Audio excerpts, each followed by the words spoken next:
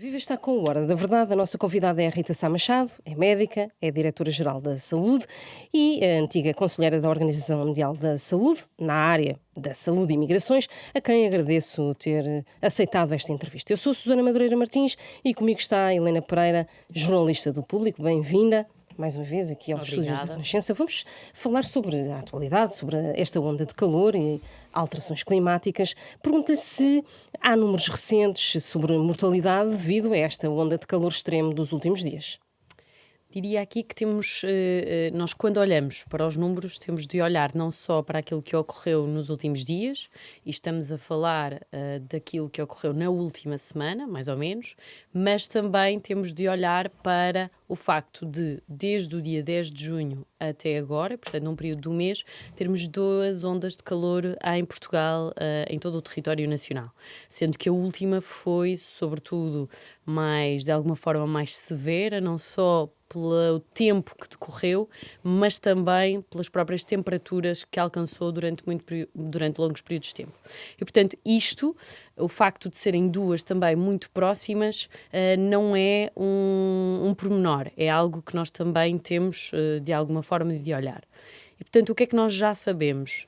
Que, como sabem, existem previsões associadas àquilo que é o excesso de mortalidade associado a este tipo de fenómenos, e essas previsões são feitas pelo Instituto Nacional Dr. Ricardo Jorge, e nessas previsões, aquilo que nós víamos, que é o designado índice de Ícaro, e nessas previsões nós tínhamos, nessa primeira onda de calor, aproximadamente 60 óbitos em excesso, e realmente eles foram confirmados, e temos também aproximadamente 60 óbitos em excesso, com um pico mais ou menos, não é um pico, é em redor, em torno do 16 de junho. Depois, aquilo que nós conseguimos ver associado a esta segunda, começamos já a ter alguns números também em redor de um excesso de 60, são 63, em redor do 6 de julho.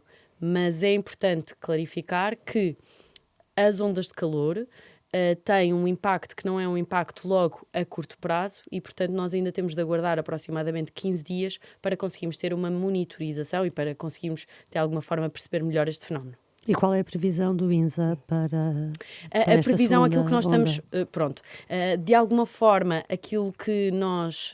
não vamos ter um aumento muito significativo, mas realmente havia uma preocupação. Eu não queria dizer que são 100, ou se são 200, ou se são 300, porque acho efetivamente que, de alguma forma, aquela que era a nossa previsão vai ser uma previsão abaixo daquilo que... Ou seja, aquilo que aconteceu vai ser abaixo da previsão. E, portanto, diria que estes 60 já nos indicam, imaginem, acho que também é útil olharmos assim.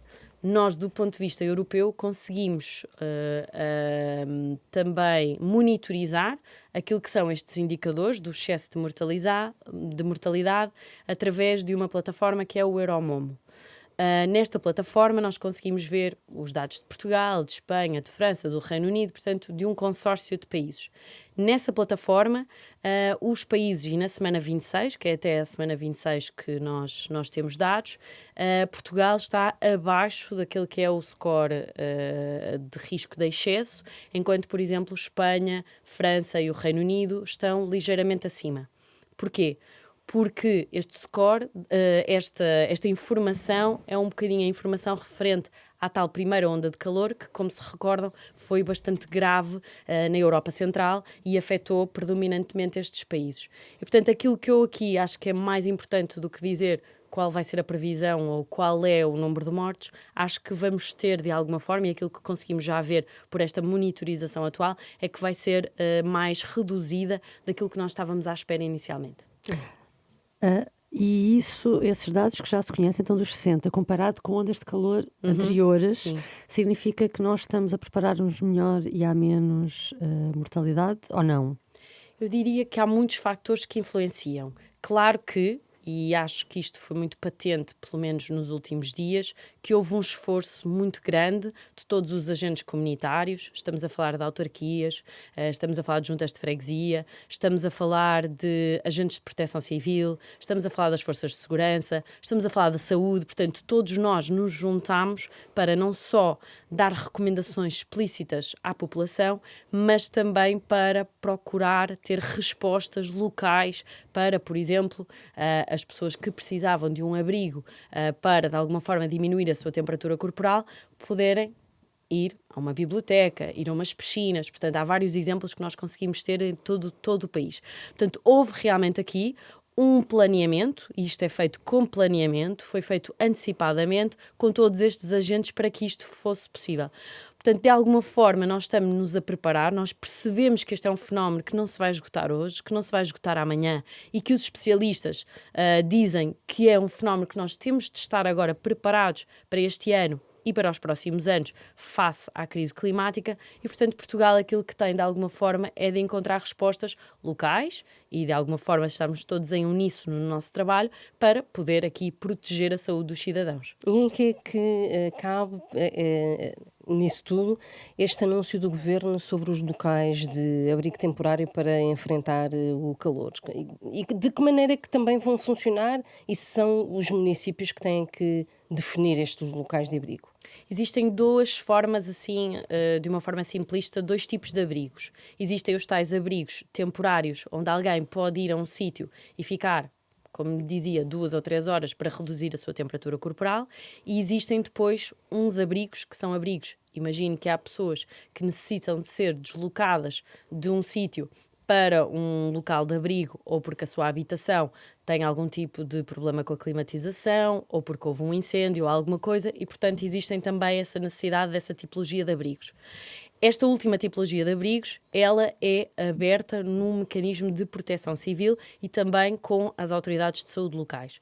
Numa primeira instância, os abrigos de climatização são muitas vezes fornecidos pelas autarquias, pelas juntas de freguesia, sempre em parceria com as diferentes estruturas. E acha que isso funcionou? Porque nós, jornalistas, tentámos questionar várias autarquias para saber e não tivemos resposta.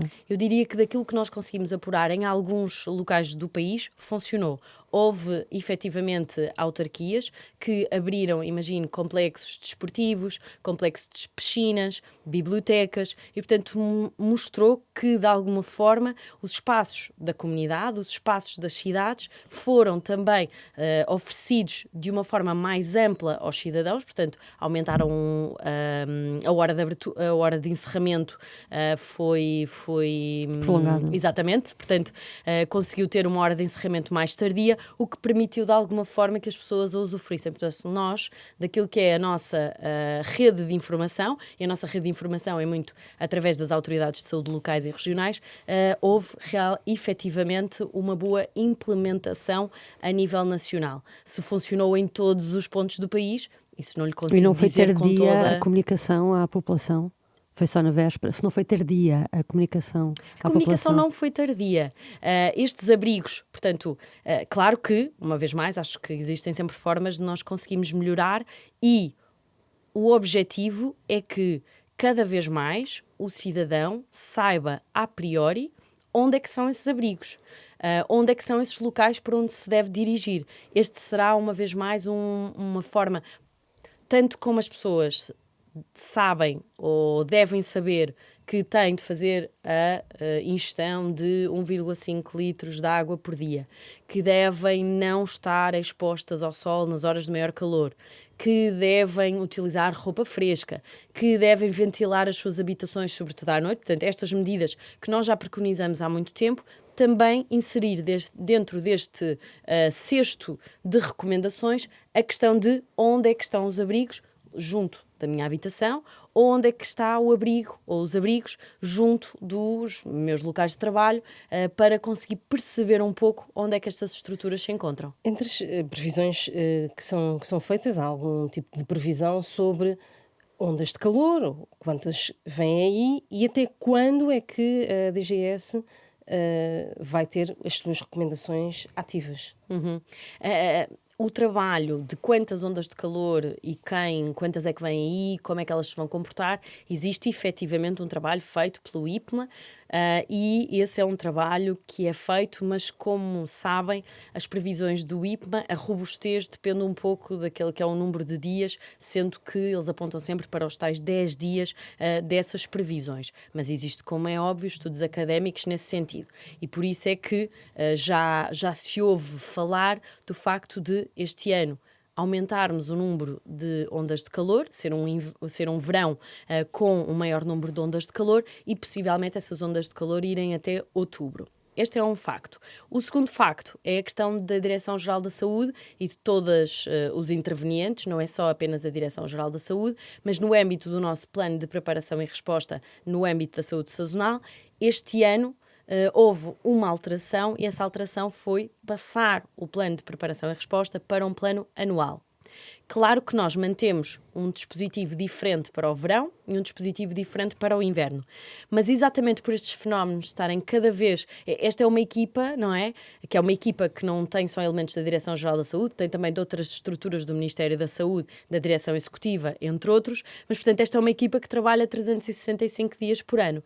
E, portanto, a única questão aqui e que se diferencia e que se calhar se vai diferenciar nos próximos anos é quando é que nós vamos encerrar, se assim poderemos dizer, a época de verão e quando é que começará a nossa preparação de inverno. E eu digo isto já dizendo que quando nós estamos a fechar o verão, nós já iniciamos uma preparação para o inverno. Eu, neste momento, já estou a fazer a preparação para o inverno e o facto de garantir que Portugal tem vacinas para a altura de gripe. Portanto, tudo isto já está acautelado e ainda estamos em pleno verão.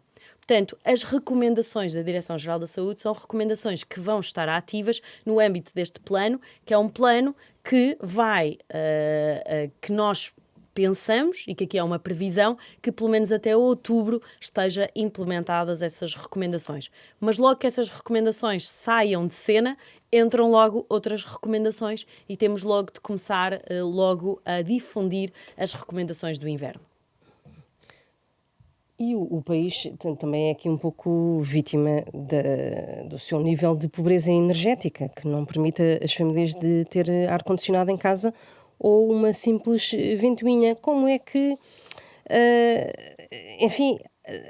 esta pobreza energética também bate nessa parede e dessas medidas que são agora cada vez mais necessárias?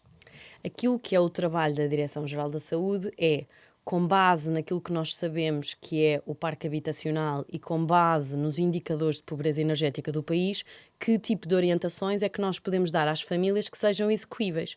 E as nossas recomendações são sempre execuíveis. Portanto, nós dizemos, se não tiver ar-condicionado, coloque uma ventoinha. Se não tiver, feche as persianas, feche as janelas, só faça a abertura das portas e janelas durante a noite. Portanto, existem recomendações que tentamos sempre adaptar àquilo que é a situação atual do país. E os programas que têm existido para os cidadãos fazerem obras e equipar as suas casas são suficientes ou devia ir-se mais longe? Eu diria que do ponto de vista da saúde, nós sabemos que aquilo que tem impacto na saúde dos cidadãos vai muito mais para além da fronteira da saúde. E então na saúde pública nós sabemos disso. Nós sabemos que os determinantes contam, as escolhas que as pessoas fazem no seu dia-a-dia, o facto de viverem em locais com pouca ou muita arborização, o facto de viverem em casas sobrelotadas, o facto... Portanto, tudo isto influencia a saúde e a vida das pessoas. E para nós é muito importante que, de alguma forma, não só aquilo que são os planos territoriais, também haja uma abrangência destas matérias que vão, sem dúvida alguma, ter depois um impacto positivo na saúde. Isso é algo que nós todos sabemos. Portanto, diria que aquilo que está ou não já feito e realizado, nós, de alguma forma, precisamos de ter precisamos de ter aqui, se calhar, uma maior abrangência daquilo que está ou não preconizado. Agora, se está ou não está implementado, ele não é da área da saúde, não é algo que sigo diariamente, mas, de alguma forma, aquilo, eu posso lhe dizer, é claro que tem uma influência na saúde, claro que se aumentarmos algum tipo de estratégia que vai melhorar a saúde dos cidadãos, a Direção-Geral da Saúde vai estar com certeza de acordo com essa estratégia. Então deixe-me só voltar à mortalidade. Dessas pessoas que se sabe efetivamente que morreram, sabe-se em que condições, as causas, se eram pessoas que estavam, por exemplo, em casas que não tinham condições, se estavam hospitalizadas ou em lares, se eram pessoas que estavam a trabalhar ao ar livre. Esse tipo de informação é uma informação muito pormenorizada que, na nossa monitorização rápida e Ainda não célere, têm. nós não fazemos. O que é que olhamos nesta altura e O que é para que a sabem, monitorização? sim, nesta Exatamente. Olhamos e percebemos que é muito raro em Portugal alguém morrer de golpe de calor. Portanto, de uma causa direta por golpe de calor. Existem e acontece, mas é raro. A outra questão aqui é que, habitualmente, nós sabemos que houve uma maior sobrecarga no número de óbitos nas pessoas com 75 anos ou mais. Sabemos também que são pessoas que tinham também doença crónica já patente. Portanto, isto é algo que nós já sabemos.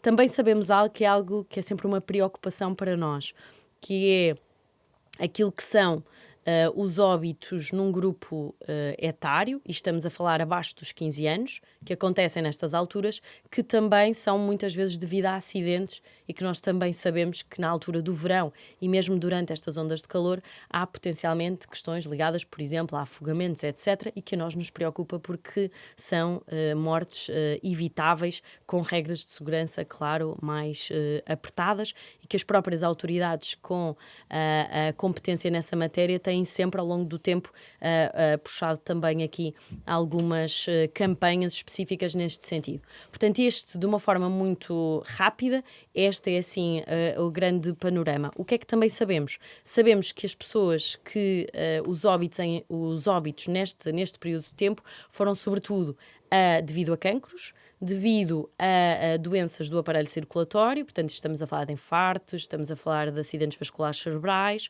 e maioritariamente nestas duas componentes. Portanto, uma vez mais, um padrão habitual para a nossa população, porque também é importante dizer que a maior parte das nossas pessoas, todos os dias, morre efetivamente destas causas, portanto não há nenhuma alteração do padrão habitual. É só porque também os próprios hospitais não estavam preparados para esta onda de calor e nós demos notícia disso. Há muitos hospitais mais antigos em que a climatização não oferece, por assim dizer, condições de segurança. Portanto, era para perceber se mesmo pessoas que estavam a receber cuidados de saúde tinham sido impactados por as altas temperaturas, mas isso ainda não tem a informação. Não temos essa informação. Mas como o Diretor-Geral da Saúde acha que os próprios equipamentos de saúde estão preparados para estas temperaturas? Eu posso lhe dizer que naquela que foi a conferência de imprensa do Ministério da Saúde, que ocorreu há uma semana, logo no início do evento, há mais de uma semana, portanto, nessa conferência de imprensa, o diretor executivo do Serviço Nacional de Saúde, que tem responsabilidades nessa matéria, referiu que o Parque da Saúde, a maior parte do Parque da Saúde, estava preparado para estas questões. E, portanto, diria que quem tem responsabilidade nessa matéria assegurou aos jornalistas essa questão.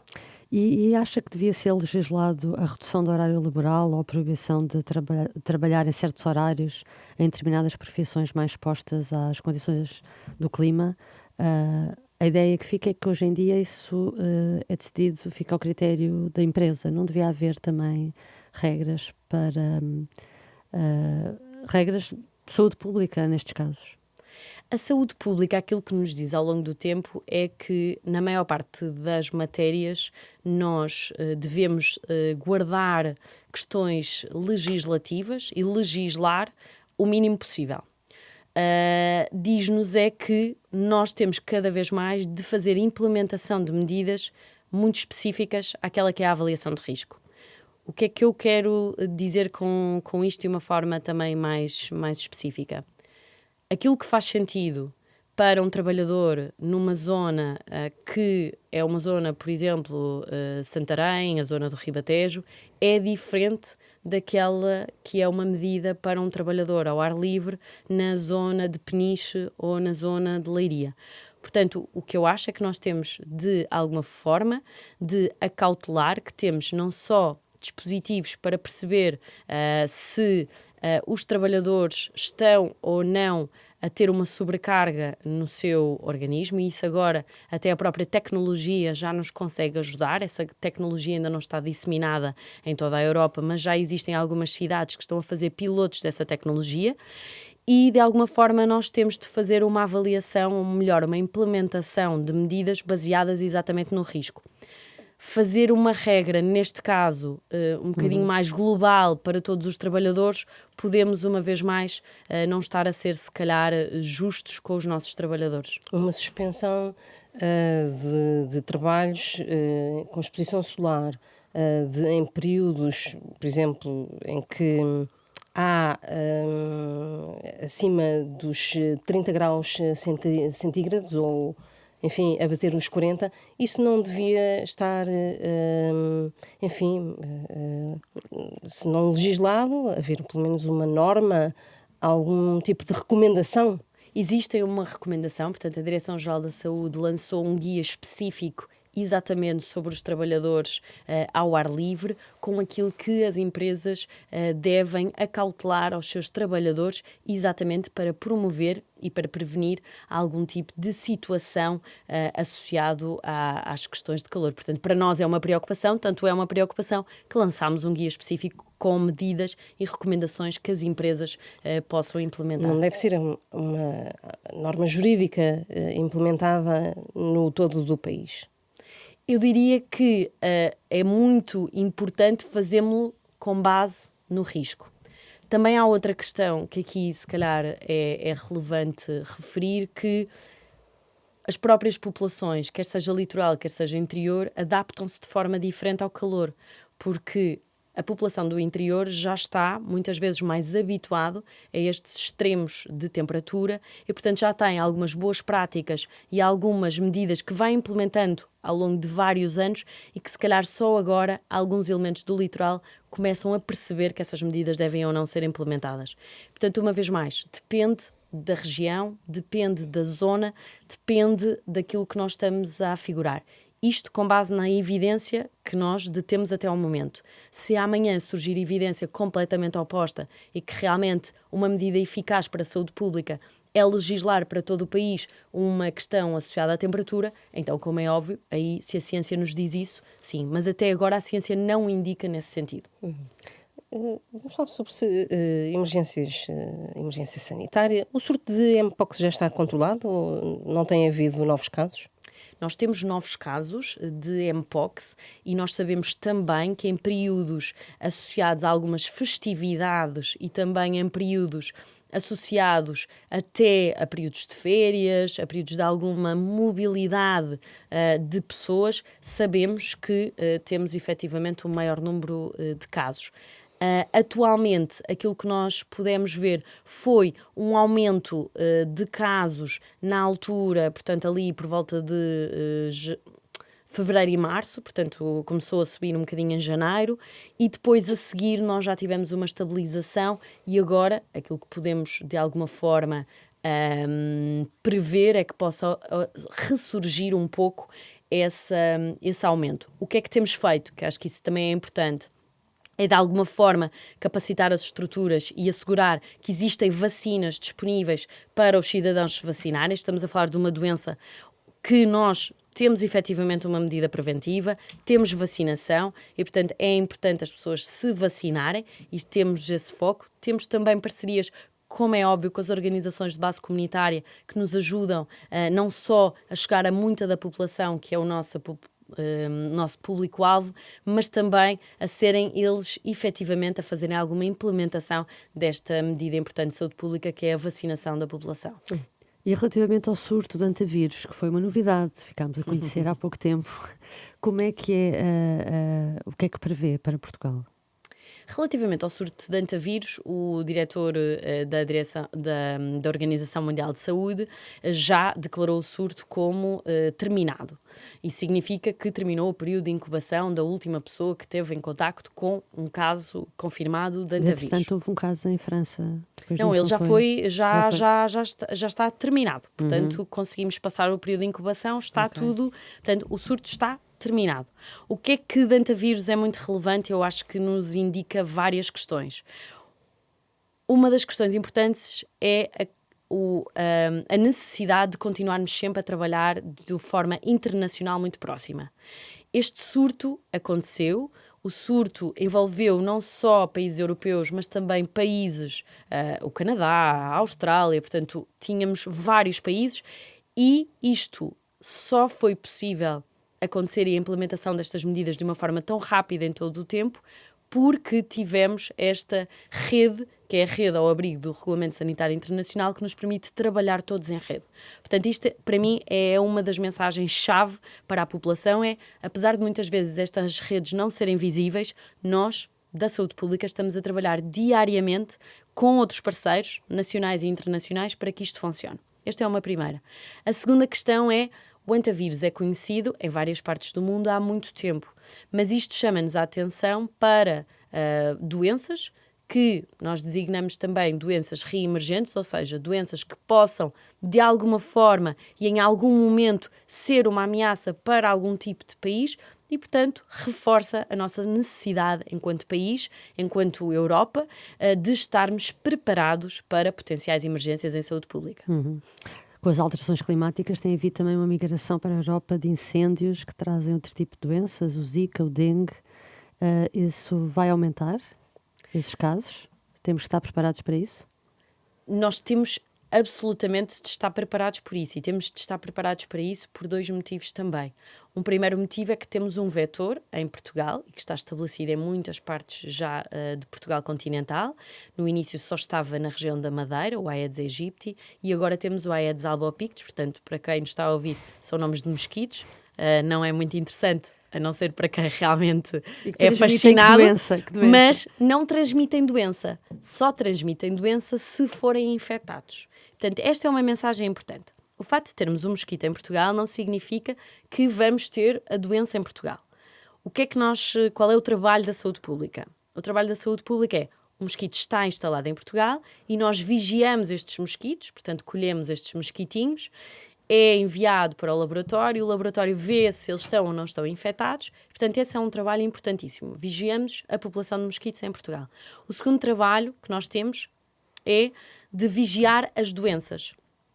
E ao vigiar as doenças imaginem, pessoas que venham com dengue, pessoas que venham com Zika para Portugal, e neste momento eu digo venham, porque não existe nem dengue, nem Zika em Portugal, nem chikungunya. Portanto, nós temos de alguma forma de conseguir detectar essas doenças rapidamente e saber de onde é que elas vieram, e depois também implementar medidas que não, ou que de alguma forma nos ajudem a que o mosquito não vá, de uma forma também aqui muito simplista, picar aquela pessoa, infectar-se e depois ir picar outra pessoa. Portanto, nós temos medidas específicas que são implementadas nesse sentido. Portanto, este é um trabalho, uma vez mais, também muitas vezes invisível, mas neste momento é uma preocupação, porque nós vemos que países que há uns anos atrás tinham apenas o vetor, tinham apenas os mosquitos disseminados no seu território, já têm de vez em quando surtos nos seus países, de 3, 4, 5 casos.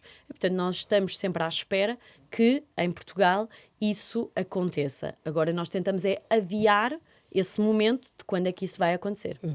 É como médica e fui conselheira também da OMS com especialidade em saúde e migrações, entende que os movimentos migratórios têm prejudicado o acesso à saúde em Portugal?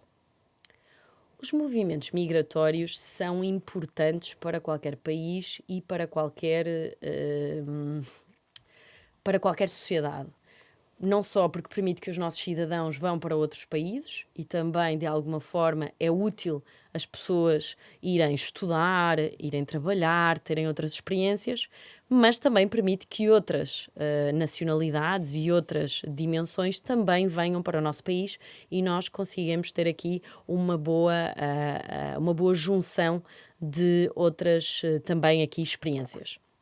Portanto, aquilo que nós conseguimos ver, e de uma forma muito objetiva, a entidade reguladora da saúde há uns meses publicou um relatório específico sobre acesso e que também fala da população migrante em Portugal, e nós também sabemos, a partir desse relatório, que a população migrante é uma fatia muito pequena daquela que é a população que acede a cuidados de saúde. Portanto, isto são dados que estão disponíveis, estão dados no relatório da Entidade Reguladora da Saúde, e portanto eu diria que, claro que nós, em algumas áreas do país onde existe uma maior concentração de população migrante, sabemos também que podemos ter questões, podemos ter falta de profissionais, podemos ter muita necessidade no que diz respeito a cuidados de saúde, podemos ter também diferenças até do ponto de vista culturais nas dinâmicas de acesso aos cuidados de saúde, mas aqui mais do que falar de acesso, penso que é importante assegurar que existe uma integração nas pessoas que estão de uma forma legal em Portugal e que vieram para Portugal trabalhar e vieram para Portugal com os seus direitos e que estão também aqui a desempenhar um papel para o país, e assegurar que elas têm aqui os direitos e conseguimos assegurar os cuidados de saúde a qualquer residente em Portugal. Falando de emergência sanitária, chegou a estar preparada, em tempos, uma lei de proteção em emergência de saúde pública, mas não saiu da gaveta. Isso não é um problema, porque continua a não haver um respaldo legal para, por exemplo, as quarentenas obrigatórias e para os isolamentos por motivos de saúde pública. Eu não falo exatamente dessa lei em específico, porque essa lei era algo que ainda era muito embrionário, portanto... E muito não ligada estava, à pandemia, não é? E não estava, se calhar, neste momento, se calhar nós iríamos fazer essa lei de uma forma totalmente diferente, mas diria, se me pergunta se nós temos capacidade de implementar uma medida, uma quarentena, um isolamento obrigatório, não. E não temos. É uma falha. É uma falha do ponto de vista para nós, enquanto saúde pública. Agora, se me diz se até ao momento aquilo que nos acontece é algo que, felizmente, diria eu felizmente, é algo importante, que é, sempre que nós determinamos que haja a necessidade de um isolamento de um indivíduo por razões de saúde, habitualmente essa pessoa vai e faz esse isolamento. Mas existem outras questões, e estamos a falar de questões, imaginem, de questões laborais, da pessoa poder ou ter de faltar ao seu trabalho para essas questões de isolamento, outras questões que realmente só na altura, e só na altura da pandemia, que nós percebemos que eram importantes de estarem acauteladas.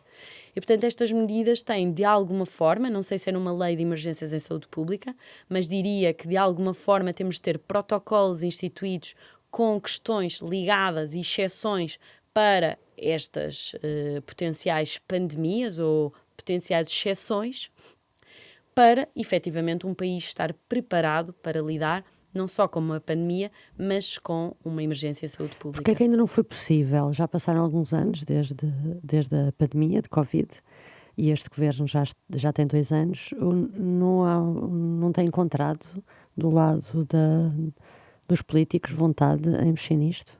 Eu diria que, pelo menos da nossa parte, aquilo que era prioritário, e temos tido toda a abertura para isso, é trabalhar no nosso plano de preparação e resposta.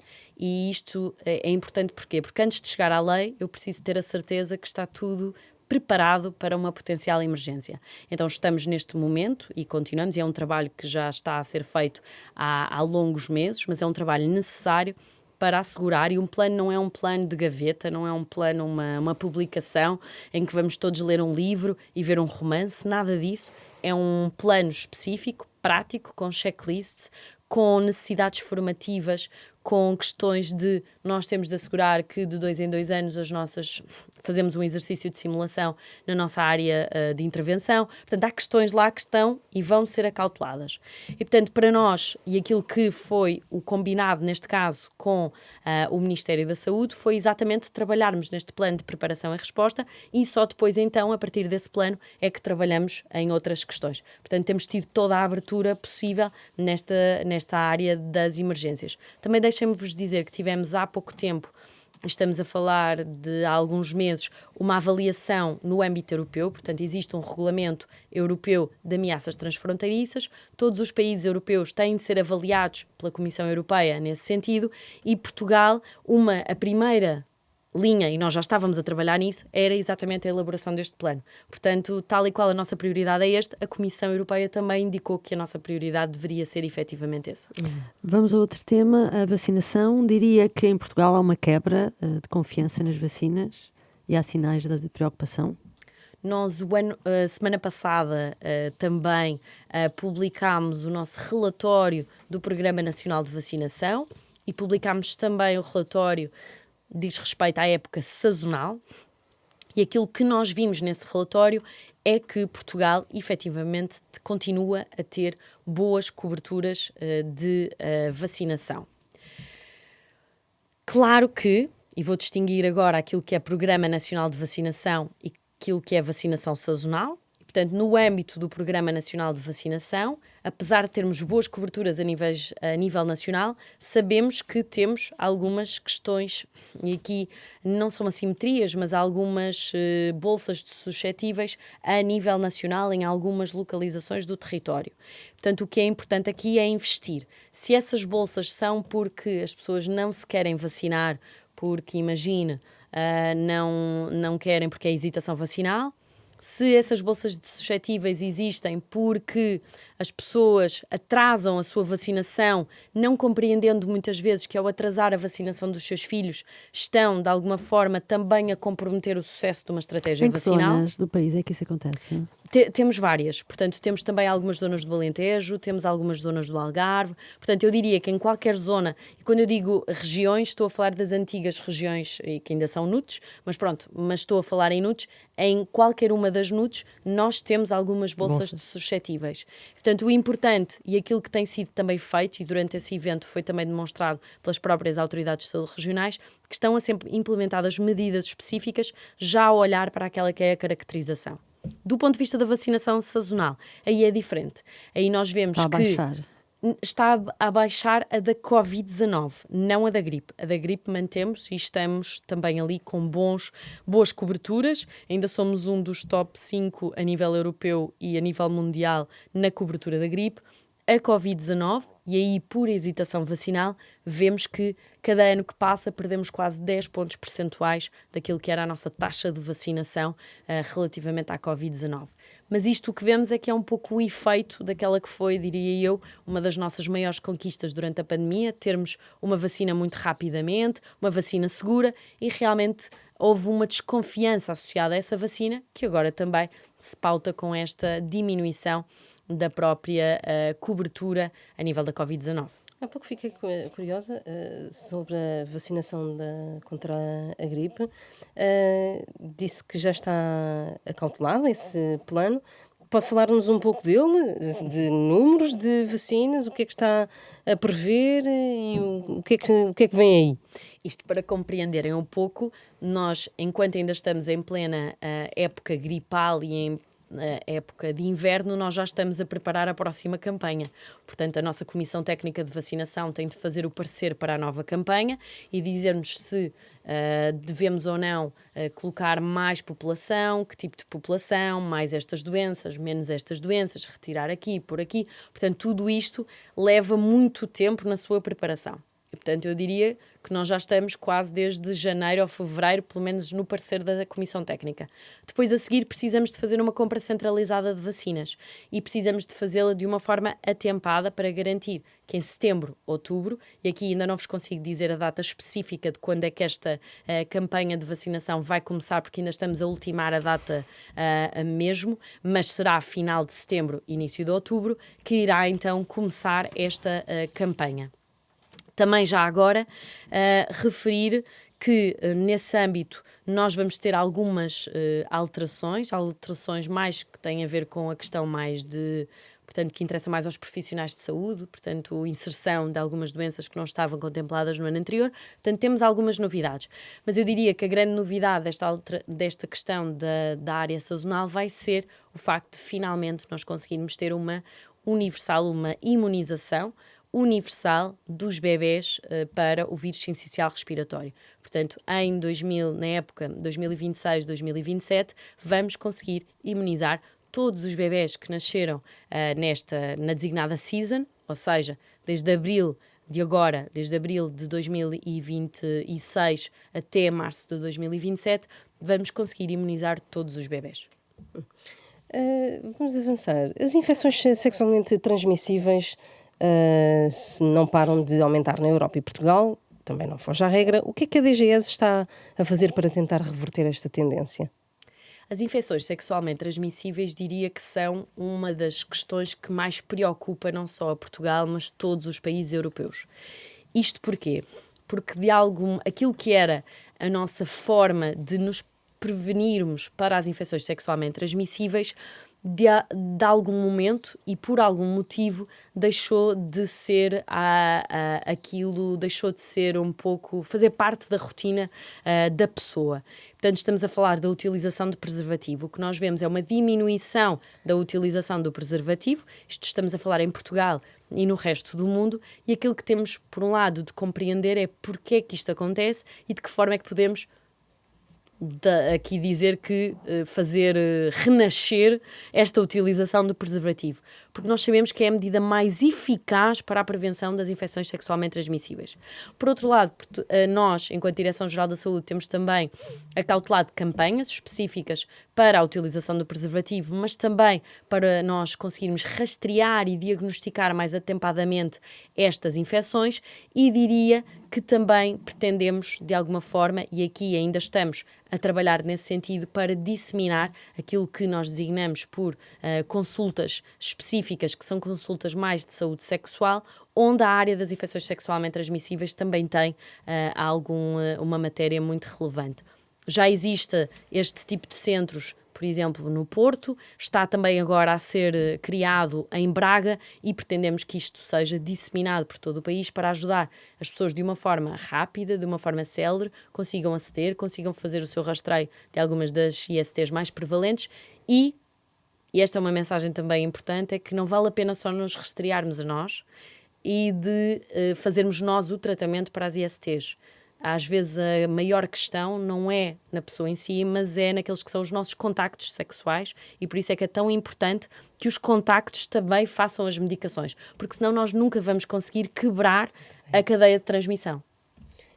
E no capítulo do planeamento familiar, algumas das pílulas mais vendidas no mercado e alguns métodos contraceptivos não são distribuídos nos centros de saúde. Qual é que é a explicação para isto e se é uma questão financeira? Existe aquilo que se designa o Acordo Quadro do Serviço Nacional de Saúde para o planeamento familiar.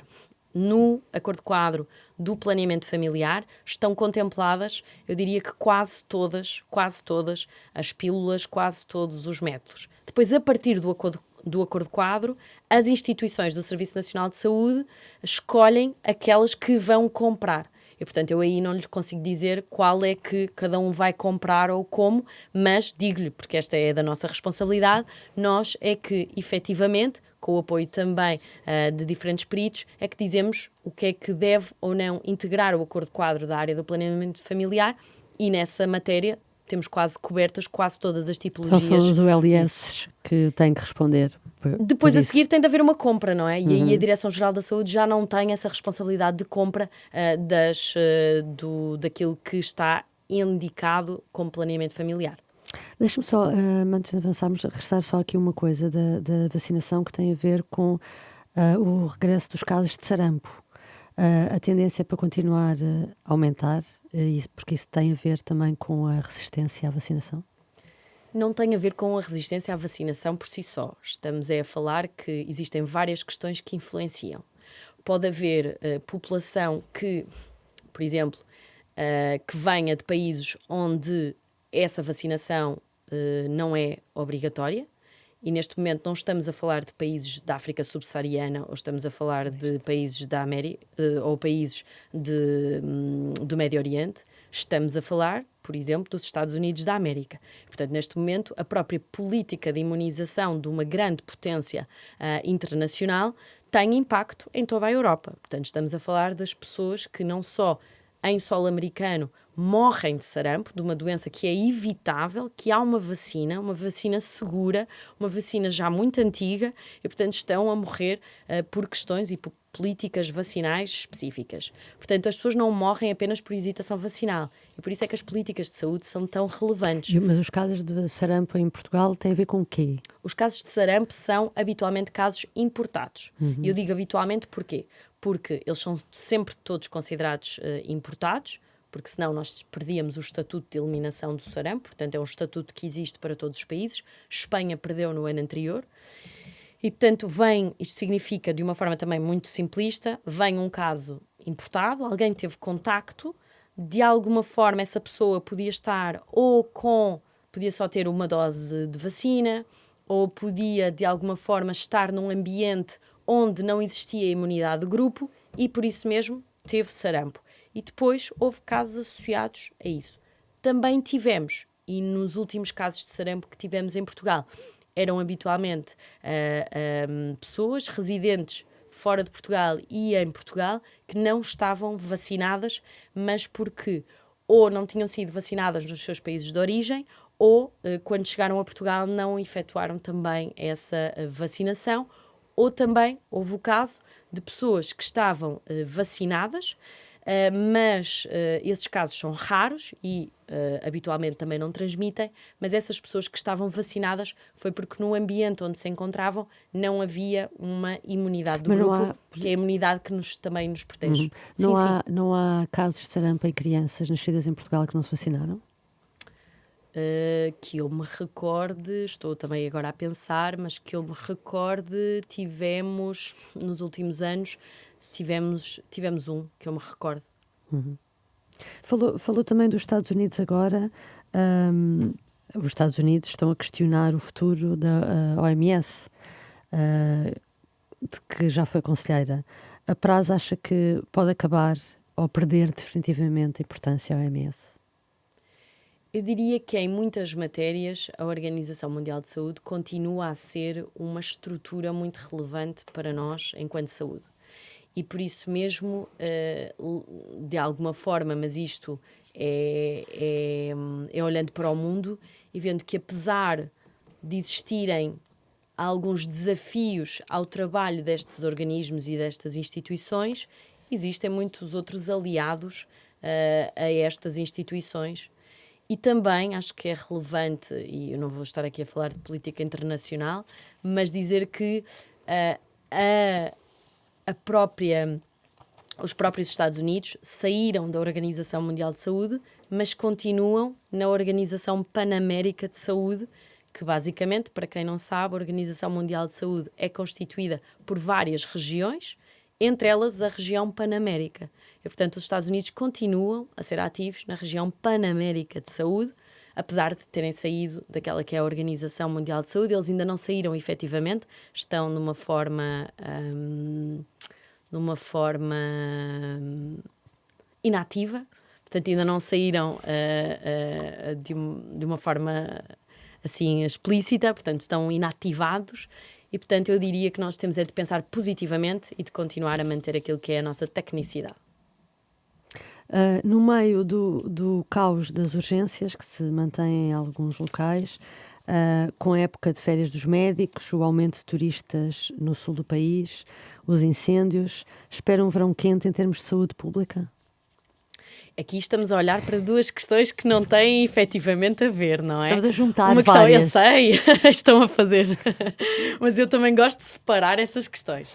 Se olhar para questões de saúde pública, eu não vou olhar automaticamente para questões de escalas de urgência ou de profissionais. E aí acho que não é a minha matéria e não faz parte das minhas competências enquanto entidade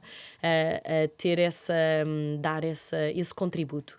O contributo da saúde pública é um contributo aqui que não é só menos relevante, que é um contributo muito focado naqueles que são as nossas principais questões de saúde, e aí nós sabemos que vamos ter um verão quente na questão de se temos as ondas de calor, se temos também incêndios a ocorrer e que as nossas populações também precisam de ter recomendações explícitas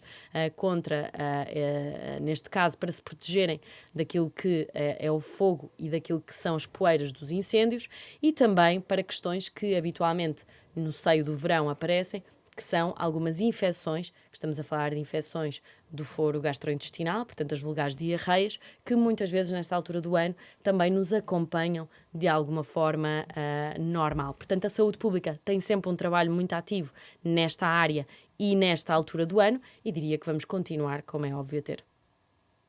Está terminado este Hora da Verdade. A nossa convidada foi Rita Sá Machado, é a Diretora-Geral da Saúde, a quem agradecemos novamente ter aceitado o convite para aqui estar. Este programa teve a gravação áudio de Beatriz Garcia e a gravação vídeo de Rita Gonçalves. Regressamos na próxima semana.